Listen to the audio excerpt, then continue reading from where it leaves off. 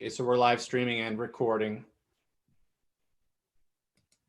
Just going to double check that it has picked it up here on the website. Mr. Grimm, do you have your gavel? How about if I do this? That's good. That would work. Close enough. Yeah.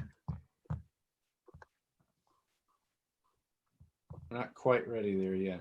Let's see. Mr. Grimm, do you have your gavel? Whoa, that was weird. How about if I do this?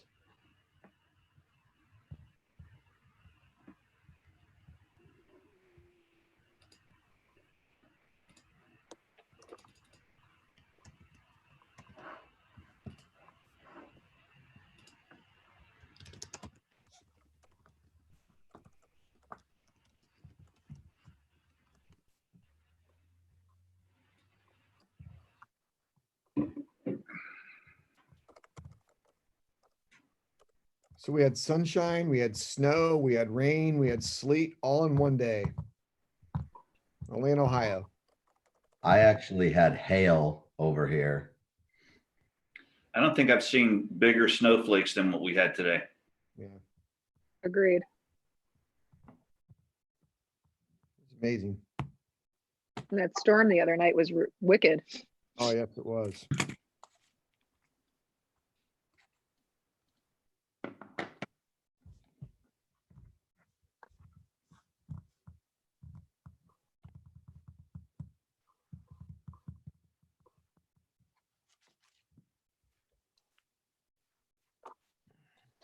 Okay, live stream looks good. And we're recording, and I posted it on the website. So the website is active. Doesn't seem to want to embed it just yet, but that's okay. So I put the link in there for people to go. One person is watching, so that's good. I sent the link to Bob Long.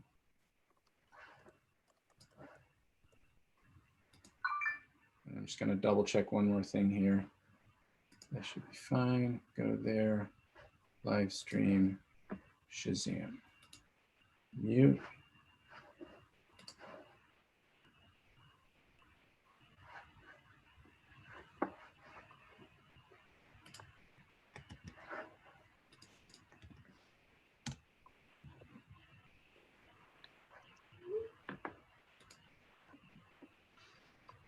Okay, I think we're ready to go. All right. Looks like we got about a minute or so. Yep. I'm gonna go ahead and lock the meeting. And then I'm gonna mute myself.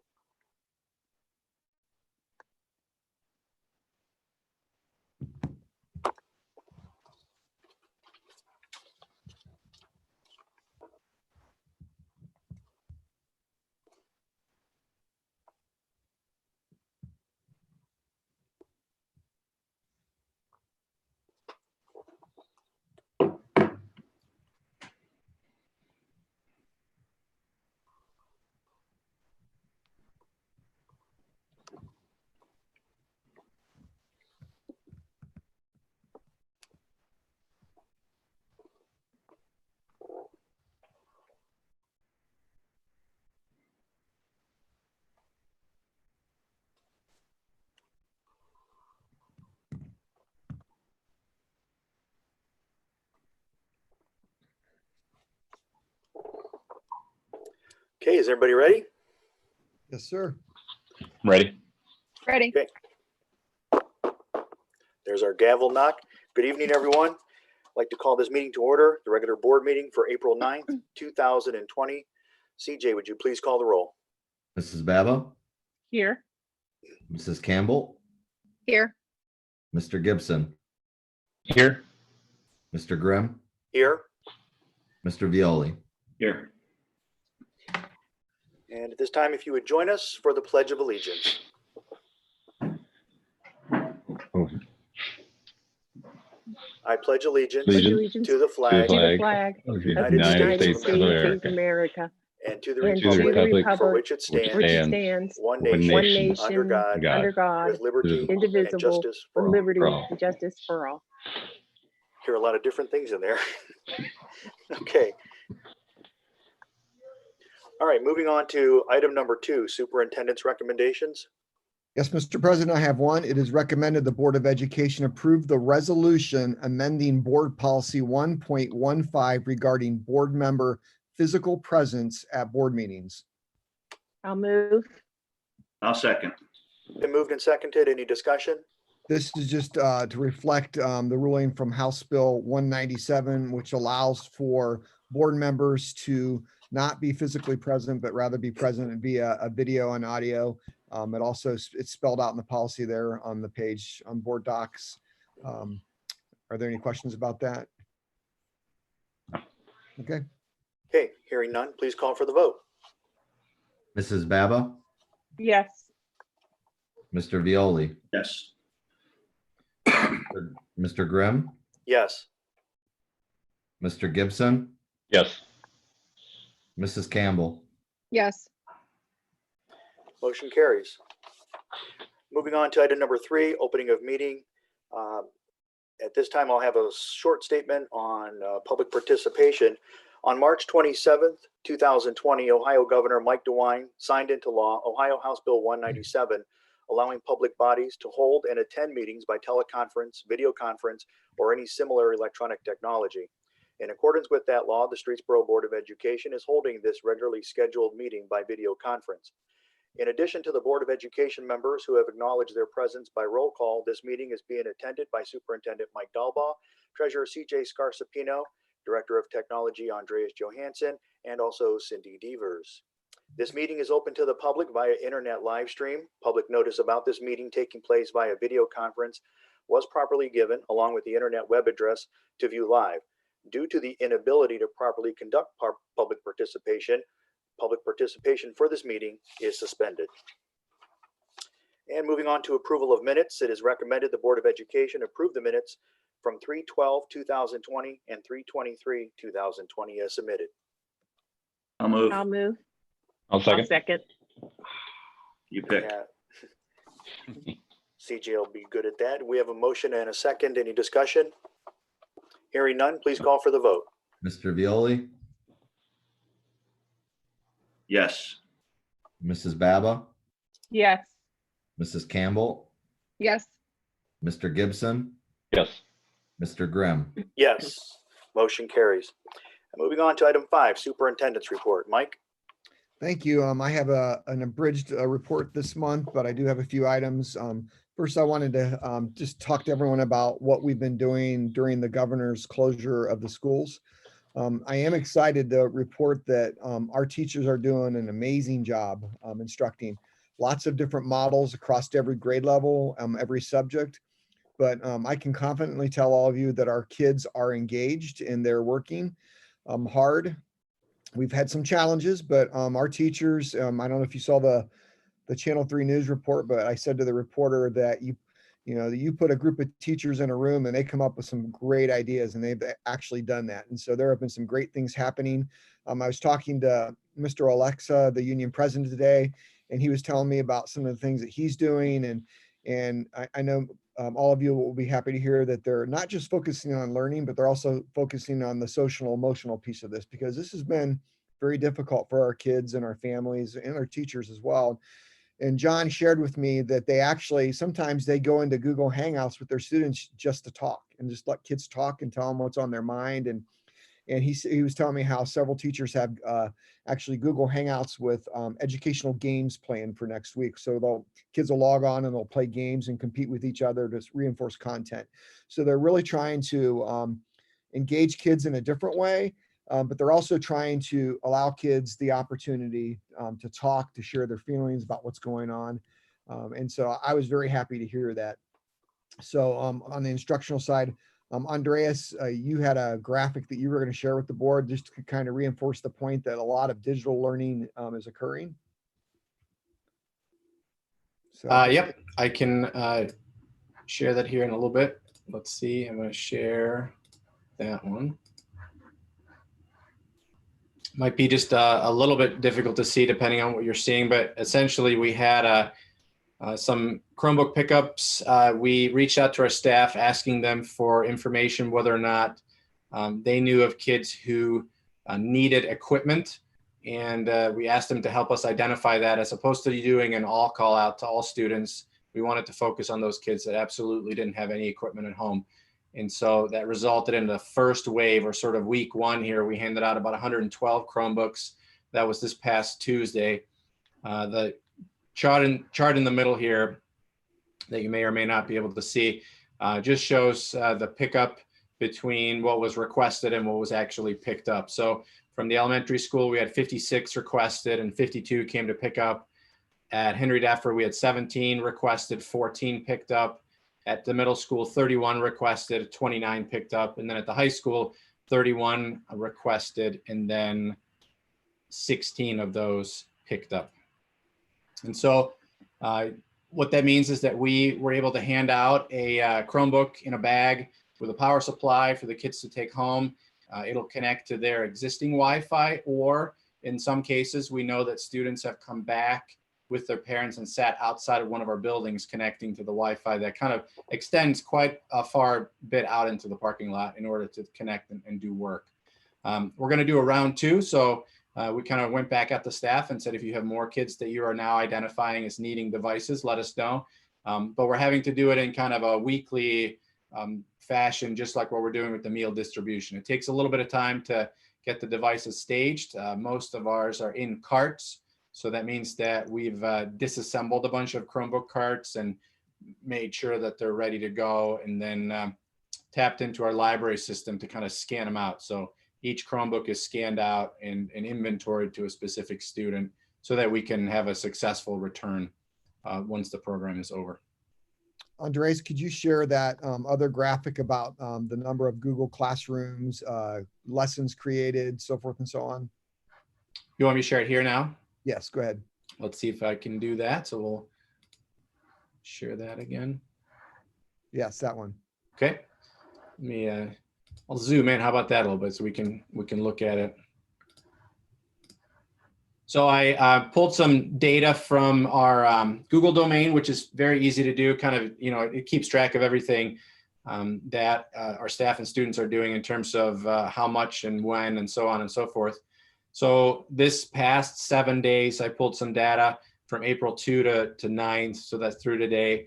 We have 465 active Google Classroom environments. Remember, most teachers have more than one Google Classroom, so that's why it doesn't match up. It's not one-to-one. Typically, they have more than one, depending on which groups. 188,000 emails were sent and received. Again, that's just in the last 7 days. And then 1,403 Hangouts and Google Meet sessions took place. That's about 100% increase compared to the week before.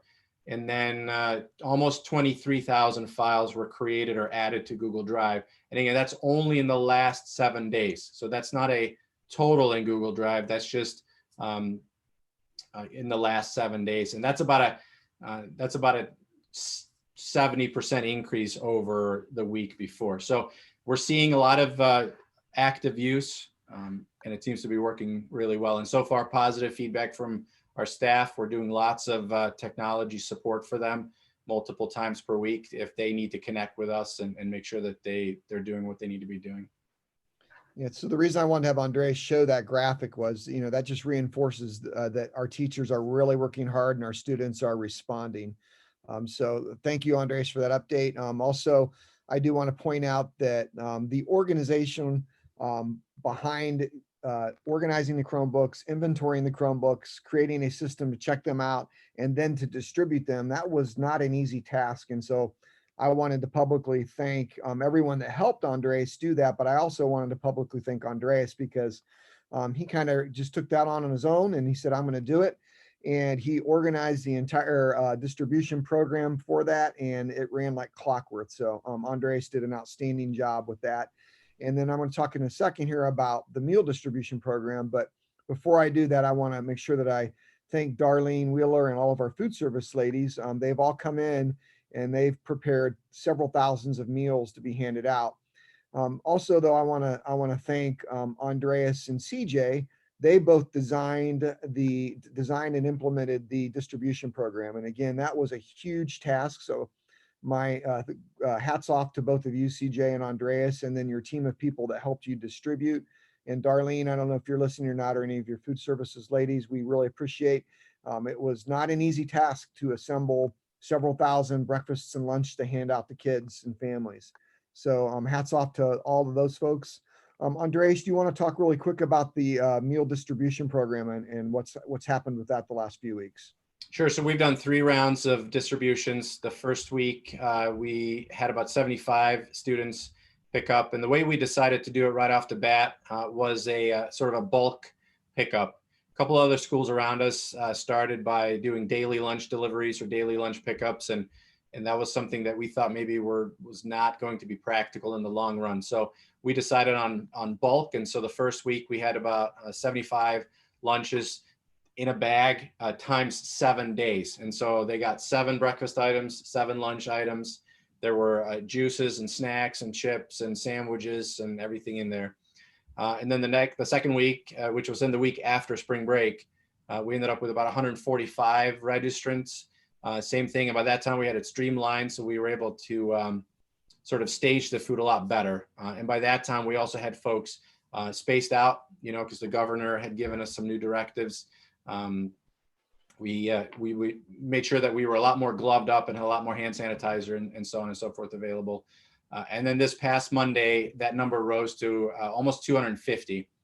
And so the food service team is doing an excellent job. They're kind of picking and packing a lot more effectively. So the first week, like everything was individualized in small bags and there was just bags all over the place. This last week went very, very well. We even delivered out milk. So they got a selection of milk. They had some breakfast cereal in there. They had some sandwiches in there. They had some peanut butter and jelly. So sort of a little bit of a variety.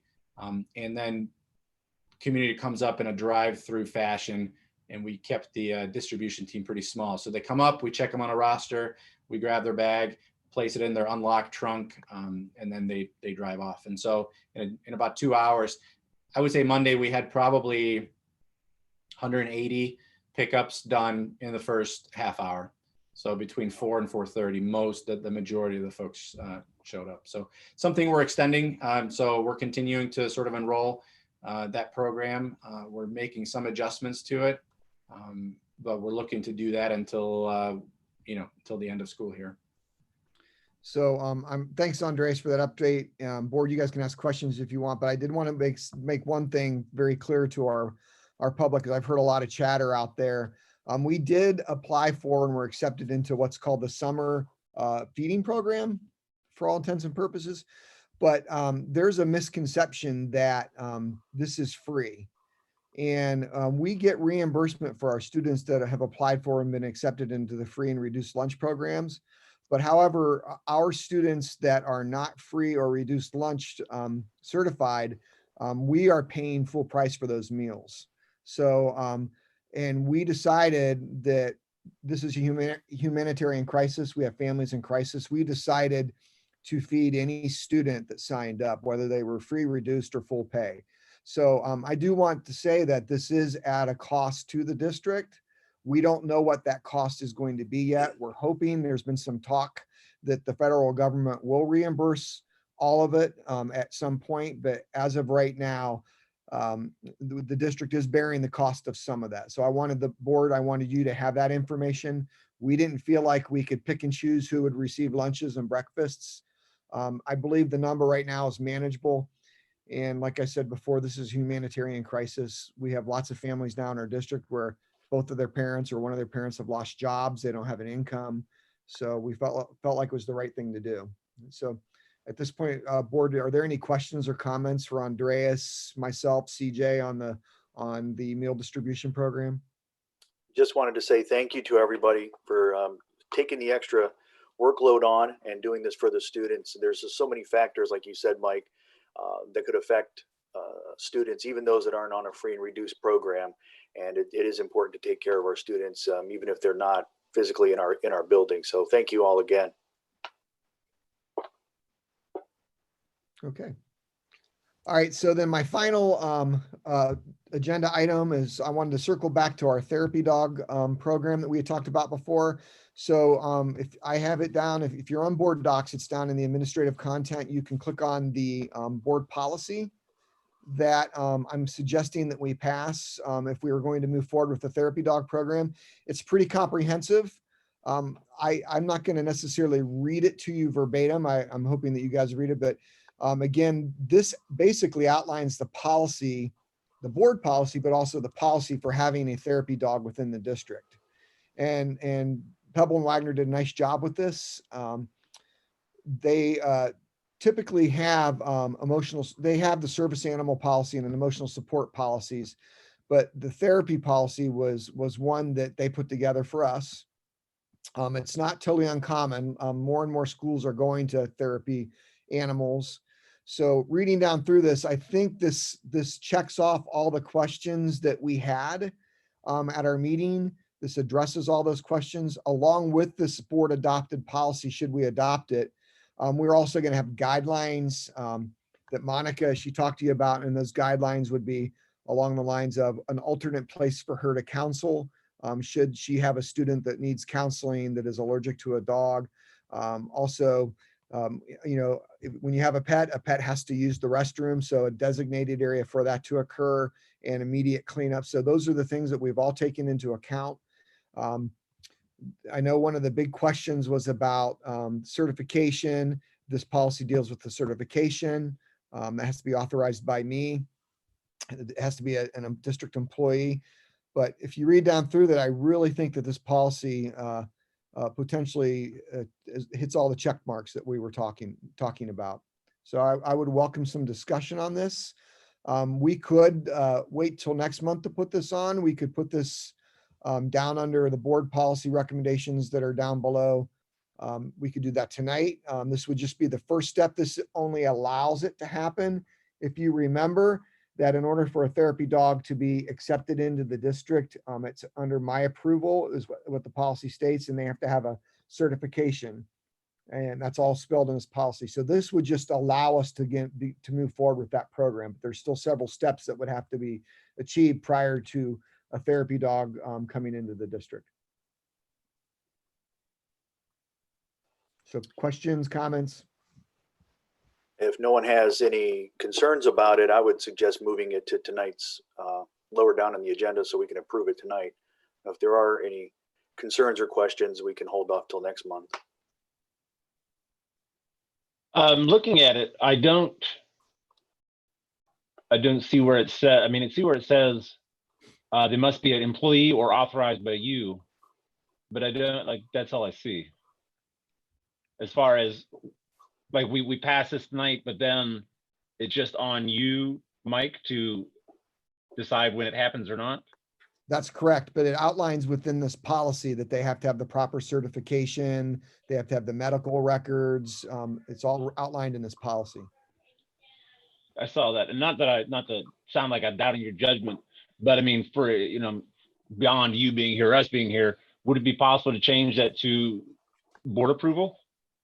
Or The board would approve the policy. Yeah, well, I mean, so to take out the line, I mean, there's the line says it must have a handler who is a district staff member or other person authorized by the superintendent.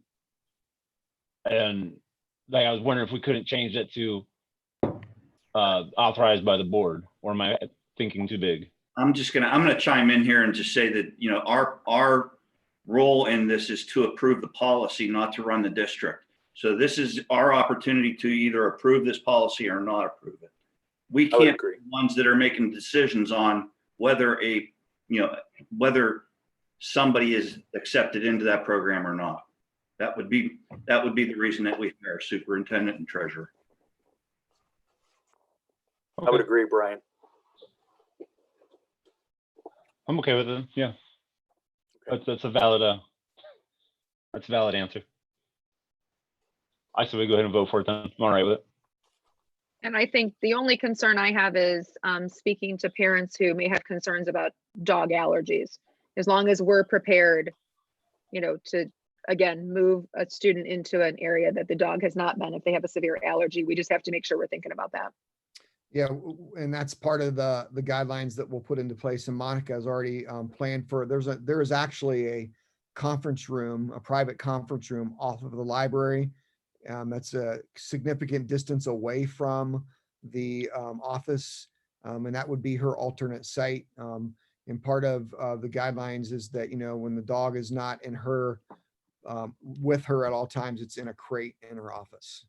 Perfect. So Great. it's not, the only time it would not be with her would be when she was having to serve a student that could not be around a therapy dog, and then it would be crated.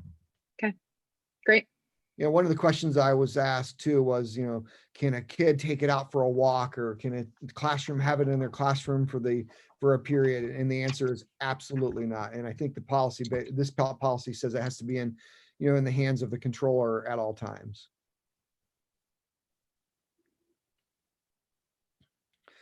Okay, well, I will let you know how we progress with this. So we'll go ahead and move this policy down. I'll do that, and then I'll tell you guys you'll have to refresh your screen once I do that. But remember, in public listening, remember that this just allows us to move forward with the program. It does not say that we're going to have a therapy dog anytime soon, because a lot of things have to happen. So just understand that this just opens the door for us to progress. So I just wanted to make sure everyone understood that. Right. And I think Monica made that clear whenever she gave her presentation about that. If she wasn't comfortable, then she wouldn't move forward either. Yep. Okay. Any other questions? Okay, Mr. Grimm, that concludes my report. All right. Thank you, Mike. Moving on to treasurer's report. CJ? All right, good evening, everyone. Attached in the board docs, you'll see my treasurer's report. It's a 3-year look back at the general fund.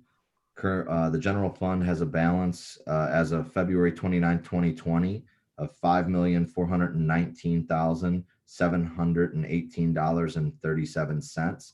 This is a positive difference. Woo! Of $689,209.63 from fiscal year 19, and a negative difference of $145,902.97 from fiscal year 18. So we started to see some of the collections come in from the first half of our levy that our community supported. And so we're starting to see that come into play here, why we're seeing that number jump up from last year a little bit. And we'll continue to see that trend jump up a little bit in March, and then it'll start to go up, go down a little bit because the collection has stopped, and now we're doing business as usual until our next collections come in. So that's the cycle that we're going to kind of be on here. It's nice to see that general fund starting to come back a little bit to where it was 2 years ago, and we're hoping to continue to grow it for the future of the district. And then also, I just would like to thank everyone from the Board of Education to the teachers to the classified staff for all the work that's being done right now, all the collaboration that's happening behind the scenes that the public doesn't see every single day, trying to make this situation as successful as possible. I just wanted everybody to know it's not going unnoticed. I for sure notice it, and I appreciate everyone's efforts. So I just wanted to thank everyone for that during these unprecedented times. That concludes my report, Mr. Grimm. All right. Thank you, CJ. Moving on to board reports. Mrs. Baba. Yeah, I just wanted to give a quick legislative update. I'm sure you've all been following the news, but there are just a couple of things I wanted to reiterate. Superintendent Daub already referenced House Bill 197, and I just wanted to remind you all that as part of that bill that was passed by the state legislature, that it waived the K-12 testing, and there was an allowance for graduation. So the bill waived requirements, testing requirements and report cards for this school year, and it allows high school seniors to graduate if their school determines that they are on track to do so before classes were interrupted. And another measure waives the limitations on distance learning for Ohio's K-12 schools, and it allows schools to use distance learning to make up for the 3 weeks that the schools will be closed. At this point, we don't know whether or not it's going to only be these 3 weeks. It could be longer. Another important thing is it froze the school voucher eligibility. I think you remember before the whole coronavirus hit, the legislature was dealing with the fact that the number of schools eligible for vouchers was going to more than triple. This legislation freezes that limit to around 500. So at least for the time being. And also, Mr. Dalbaugh referenced the summer meal program. So House Bill 197 temporarily exempts schools and other entities from the state food processing requirements so they can continue to serve meals to students during the summer. And that's all I wanted to mention. Thank you. Thank you, Denise. Moving on to Mrs. Campbell. So Streetsboro Community PTA will have information coming out, hopefully on their website and on their Facebook page about school toolboxes. That's a program where you can order the toolboxes ahead of time. Sometimes that it is a wash in cost. It's a little bit of a fundraiser for them, but it's just an easy way to get the kids school supplies there on the first day of school. They have everything that's on the list. It's a neat little thing that we're able to offer. And also their board has been working on evaluating and scoring the high school senior scholarships. So those are due to be turned in on April 15th. Christy DeToro and Jen Nepper will be done with the PTA in their board positions of president and vice president and their executive board. That ends on May 31st, and June 1st, they will have a new board that was elected in last month. And that's it. Oh, Educational Foundation, I don't have a report for them. Okay. Thank you, Mr. Gibson. Yeah, so sadly, we don't have any sports to talk about tonight. We're really on a roll. I was looking forward to baseball season. But the Tax Incentive Review Council is supposed to meet in March, and their meeting has been delayed till further notice. So other than that, I don't really have anything. All right, thank you. In a partnership with the school district and the city, Mayor Glenn Broska is conducting a twice weekly radio show on our high school radio station, 88.9 WSTB. I was invited in as the mayor's guest, and each of our public affairs shows lasts between 20 and 40 minutes and allows the mayor and overall the entire city to provide information relevant to Streetsboro and Portage County regarding the COVID-19 pandemic. Later on afterwards, we are also provided with a link that we share out on social media so that everybody can review that afterwards. On behalf of the city, I just wanted to thank Superintendent Mike Dalbaugh, WSTB General Manager Bob Long, and Streetsboro High School Senior Nate Hall for making this happen. Again, you can listen every Tuesday and Friday at 7 o'clock following the news break at the top of the hour. And we'll provide you with the latest information that affects Streetsboro and Portage County. Again, a link to the access on the current program is provided on the mayor's Facebook page and through other social media outlets as well. And the mayor would like to continue these bi-weekly updates for as long as necessary during the pandemic. And that's all I have. Moving on to Mr. Violi. Yes, Kevin, thanks. Real quick, I sent everyone the minutes from, not the minutes, but the notes from last month's Maplewood meeting. And we will be conducting our meeting next Thursday in the same fashion that we are doing right now. So we will not be meeting in person, at least for the next meeting. That's all I have. Really isn't a whole lot else going on. Okay, thank you, Brian. Moving on to consent agenda items, it is recommended the Board of Education approve the consent agenda items B through D. I'll move. I'll move. I'll second. Been moved and seconded. CJ, please, if there's any discussion. And we had some donations. Wanted to thank Todd Associates for $100 to the cafeteria program. Society of Broadcast Engineers donated $300 to the William Weisinger Scholarship Fund. Robert and Barbara Leskovic donated $100 to the William Weisinger Scholarship Fund, as did Mark and Joyce Krieger. Dave Bean donated $1,100 to the Educational Foundation Scholarship Fund, and Delta Systems donated $230 to the Middle School Robotics Club and $680 to the Middle School Soapbox Derby Club. So we thank them for all of their donations. Any other comments? Hearing none, please call for the vote. Mr. Violi, Yes. Mr. Gibson, Yes. Mr. Grimm, Yes. Mrs. Campbell, Yes. Mrs. Baba. Yes. And motion carries.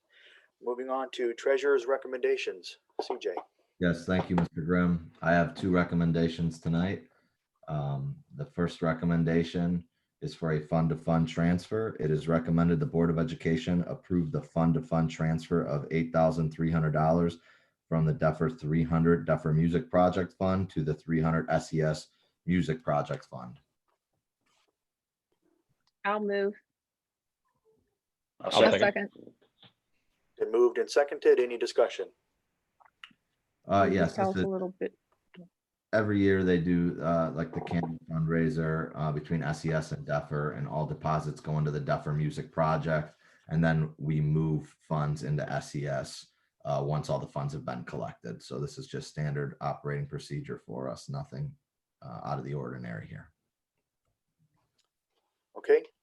If there's no other comments or questions, please call for the vote. Mrs. Baba, Yes. Mrs. Campbell, Yes. Mr. Gibson, Yes. Mr. Grimm, Yes. Mr. Violi. Yes. And that motion carries. Okay, my second recommendation is it is recommended the Board of Education approve the amended appropriations for fiscal year 20 and estimated resources will be adjusted as needed for permanent appropriations. I'll move. I'll second. Moved and seconded. Any discussion? Yes, we received some more federal dollars in our Title I and our 590 and 599 funds to increase those funds minimally, but we need to set the appropriations at the bar of where our funding's at. So this is business as usual as well, just adjusting our appropriations to match the grants. Okay. If there's no other comments or questions, please call for the vote. Mrs. Baba, Yes. Mr. Violi, Yes. Mrs. Campbell, Yes. Mr. Gibson, Yes. Mr. Grimm. Yes. Motion carries. Mr. Grimm, that concludes my recommendations. Thank you. Is there any new business? Hearing none. Is there any old business? Hearing none. Moving on to item 10. It is recommended the Board of Education approve the following policy updates as well as the new policy as shown on your board docs. I'll move. I'll second. Moved and seconded. Discussion? I would like to ask a few questions about policy 6.1, student attendance accounting. So I read this today, and then I went ahead and read the referenced Ohio Revised Code. I remember the case that happened up in Cleveland that caused them to come up with this. And reading through it and the law, like it requires us to only make one attempt to contact a parent. And I wonder, we can't go less than the state law, but I wonder if we couldn't adjust our policy to say we're going to go more than the state law. Because I mean, according to the state law, we can send an email to a parent, hey, your kid's absent. And that's it. We've met the law. That's all the looking after that kid we have to do. I was Well, wondering if actually, we could, we do quite a bit more than that. We have attendance officers in every building, and then we also have what are called attendance intervention teams. So the parents are barraged every single day. The kid is absent, and then once they hit a certain threshold, it kicks in an attendance intervention team, which then also can children's services. So there's very significant processes in place. well, I mean, this is just, I mean, within 120 minutes, they say you've got to get a hold of a parent. But according to the state law and the policy, which mirrors that, a single telephone call is all it takes. So my kid's not there. You call me, you miss me, you leave a voicemail.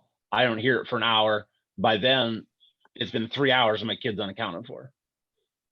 I mean, as long as we're going to have a policy like this, I wonder if we couldn't make it a little more, not that we don't do stuff like that anyways, but if we couldn't make it a little more robust. We'll make 2 attempts You know what I mean? And to get a hold of a parent, or we'll try until we actually get a hold of someone, as opposed to just calling and calling. I mean, I'm open to discussing what we do with it, but I read through it and I was rather disappointed with how they made the revised code, and I was wondering if we couldn't make our policy a little better. I think, Mike, if I may, I think that's a possibility. I think the best thing for us to do right now is approve what Pepple and Wagner has sent to us, and then look at maybe beefing it up a little bit and then voting on that at a separate time. If you wouldn't And mind, I'd Mike- like to respond though. It's not just one phone call. That the law states that you have to do it within 120 minutes. We begin making our phone calls as soon as the school, or as soon as all the attendance is taken, and it's not just one and done. All secretaries at all the buildings continue to make calls until they reach somebody. Now, there are times where we don't reach somebody, and there's nothing you can do about that, but it's not just a one and done phone call. We already do that. I mean, it's good that we do that. Like, I didn't think that we were just bare minimum people, but I mean, that's literally what the policy says, is you have to make one phone call. Well, That's I like, think we it's right should- there. I think we should note that there's a difference between policy and implementation. And I think what Michael is saying is we go beyond the policy. So the policy states the bare minimum, but in terms of how we actually implement that policy, we're doing a lot more already. Am I correct in that, Michael? Yes, that's correct. So I think we're kind of talking about two different things. One is policy and one is implementation. And our implementation already far exceeds the policy. And the policy is correct me if I'm wrong. The policy is based on what the law is, right? Right. Your policy always reflects Ohio Revised Code. So in that case, I don't know that you want to like box yourself into a corner. If the policy is stated based off of law, we want to follow the law. What we do in excess to that is different. So we don't want to be caught, where we didn't make 2 calls or 3 calls. And it's in our policy that it states that, but it's also above what the law states. And then we could be held accountable for not following our policy, but we should be following what the law states. That's not stating what Andy's saying. And Andy, I agree with you that we should make multiple attempts in a case like that, not just one.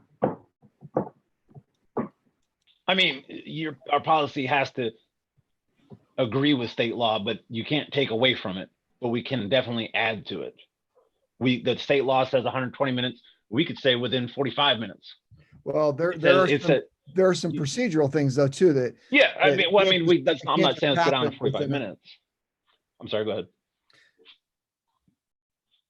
It takes time in order for teachers to account for kids, for that stuff for those things to go into the system, and then for the attendance ladies to start making the phone calls. Yeah. So I'm not saying let's go down to 45 minutes. I'm just saying, like, we can add to what the law states, but we can't take away from it.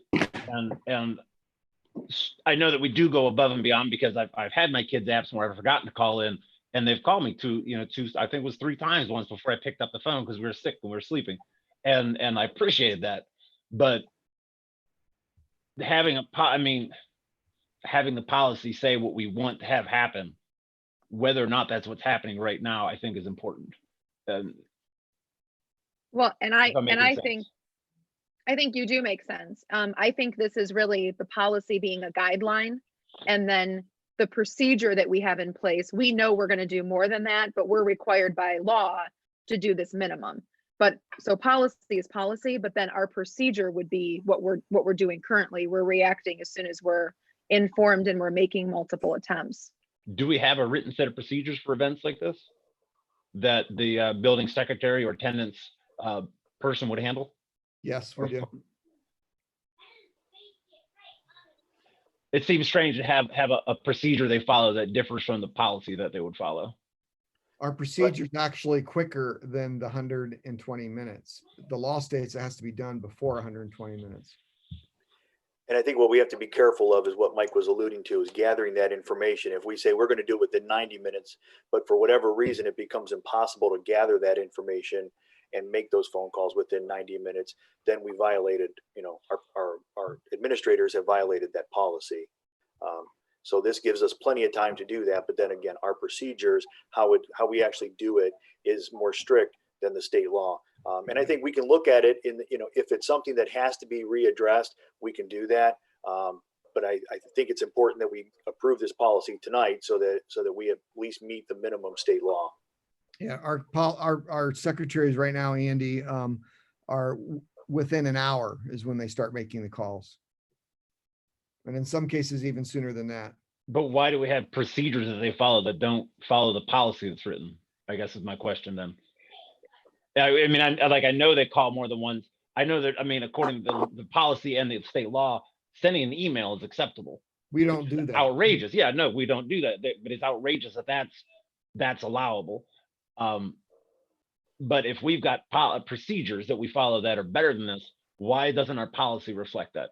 Because we can't get pigeonholed into what this kind of like what Kevin and Brian were saying. If you pigeonhole yourself into an hour, but then you don't get it done in an hour, then you violated your own policy. There are times or we drop the ball and fail that kid. I disagree. I think we do a pretty good job with this. I know we do. We do an outstanding job, and I'm not saying we don't. But I'm saying that if we don't hold ourselves to that standard, then you know what I mean. What are we doing? The standard that we have to hold ourselves to is what's presented tonight. Is the policy based on state minimum. We can hold ourselves to a higher standard. You can't. You can't go outside of the 120, but we can. And I'm saying if that's what I want to see. I want to see that the policy where the procedure says let's make more than one attempt. Let's not allow emails to be an attempt. And if that's our procedure and that's what we do, like let's make it policy, so that one day when the office is slammed and something's happening and that kid's crying and this person's absent, we don't drop the ball and we're not failing a family or kid out there, if that makes sense. I mean, let's hold ourselves at that standard where we keep this as something that's important. And if it's just a procedure that we're supposed to follow and not the policy, when push comes to shove, the policy is what matters and not the procedure. And someone's going to say, well, we really don't have to call more than once. I'm really busy. That person's not here, and they can just push this off. That kid, he's always late. He's always skipping school, whatever the story might be. But like, if we're going to do this, like, let's do it. If that's what our procedure is, let's make our policy that and hold ourselves to our own standards. So Kevin, I'd just like to chime in. I think that, we discussed it. I think that we know what everybody's position is, and everybody can vote their conscience. If you think that the policy's not strong enough, you can vote no. If you think that it is, vote yes for it. I think Mike has already told us in multiple ways that we're already doing far more than what this policy suggests. And this is model policy it's not just our school district that's approving this, it's school districts around the state. And I personally think that the policy as it's written is fine, and that I'm confident in our superintendent when he says that we're already far exceeding this, and we're not going to discontinue the things that we're doing simply because the policy might allow us to, that we take the responsibility of taking care of our students seriously, and we will continue to do what we know is right by our students. Right, and I think because this was presented by Peppel and Wagner, we should vote on what was presented by Peppel and Wagner, and if we need to, we can always inquire about strengthening that to meet what our procedures actually are. But at this time, I would like to have a vote on the recommendation that was given a motion and a proper second. CJ, if you could call for the vote, please. Can we call that policy out and vote on it separately? Because I don't agree with it. Yes, that is 6.10. Thank you. Okay. CJ, would I need to alter that or just state that it's with the exception of policy 6.10 is what we're voting on? Mr. Grimm, you can just state that, and I'll note in the minutes that 6.10 was pulled out and voted on separately, and we'll have to call a separate roll for 6.10. Okay. Okay, so if CJ, if you could call the roll for the recommendation to approve the following policies that are listed in your board docs with the exception of policy 6.10, which we will vote on separately. If you could call the roll. Mrs. Baba, Yes. Mr. Gibson, Yes. Mrs. Campbell, Yes. Mr. Grimm, Yes, Mr. Violi. Yes. that motion carries. Next, it is recommended the Board of Education approve the policy 6.10, student attendance accounting / missing children that is shown in your board docs. I'll move. I'll second. It's been moved and seconded. Any further discussion? Hearing none. CJ, please call for the vote. Mr. Violi, Yes. Mrs. Baba, Yes. Mr. Gibson, No. Mrs. Campbell, Yes.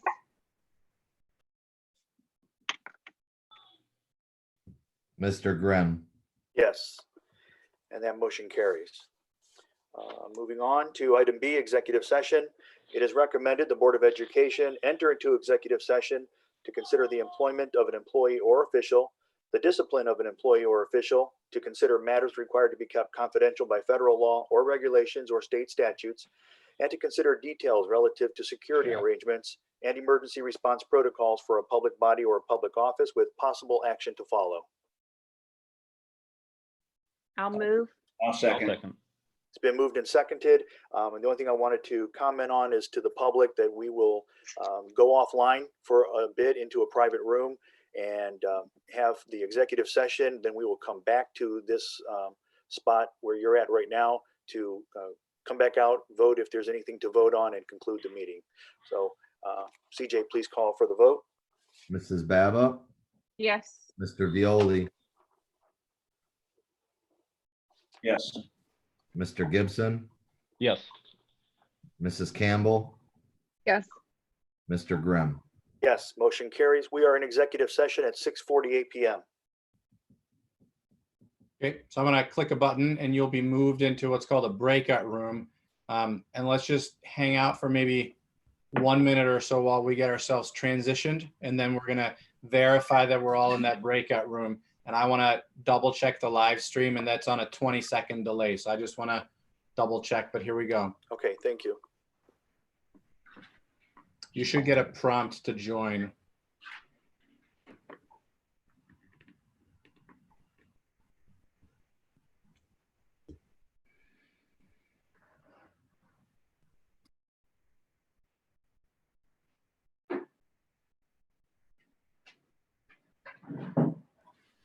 And Mr. Violi, we needed to say okay to join the breakout room there. I'm sorry, join. Yep,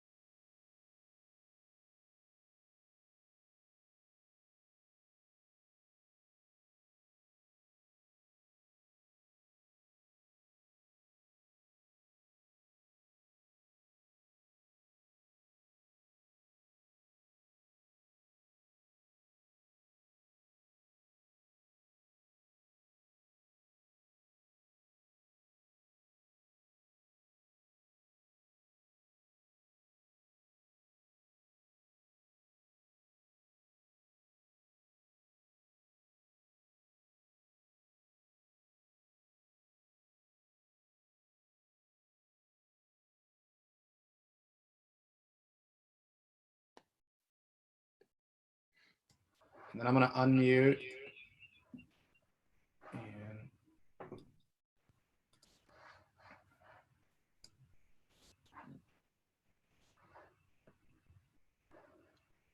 And I'm gonna unmute. And we're good. So the stream is back. And I'm gonna say leave over there. I'm gonna close that, and the stream is going, and there's audio, and we're good to go. So, Andreas, thank you very much for everything you've done tonight. We are out of executive session at 7:30 p.m. Mr. Dahlbaugh, is there anything else that you have? I do not have any other recommendations. Thank you.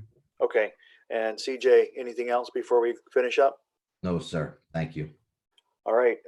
Before we ask for an adjournment, just want to let everybody know, well, thank you to everybody for making this happen.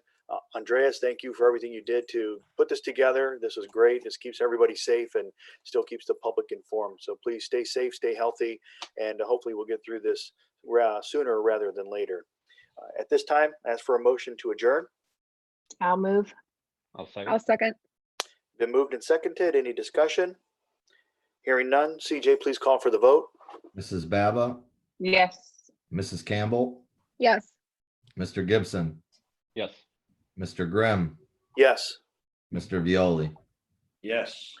Motion carries. We are adjourned at 7:31 p.m. Have a good night and a good Easter, everyone.